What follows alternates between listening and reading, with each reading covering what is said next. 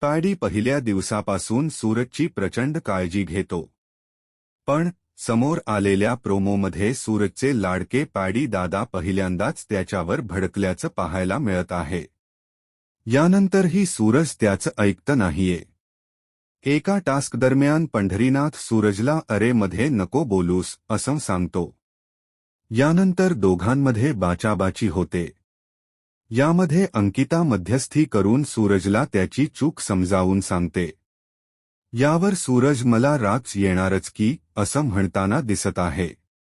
यानंतर पंढरीनाथ त्याला येऊन सॉरी बोलतो. तरीही सूरज ऐकत नाही. यामुळे अंकिता त्याला तू जर अशी किंमत ठेवणार नाहीस तर तुझ्यासाठी कोणी उभं राहणार नाही असं स्पष्ट शब्दात सांगते. नेटक्यांच्या संमिश्र प्रतिक्रिया हा प्रोमो पाहून उमटल्या आहे. सूरजचे समर्थक, तू एकटा खेळ, आम्ही तुझ्या पाठीशी आहोत. बी टीममध्ये त्याला कधीच बोलायला देत नाही. यांना वाटतं सूरजने यांच्या मनासारखं वागावं अशा प्रतिक्रिया हा प्रोमो पाहून देत आहे.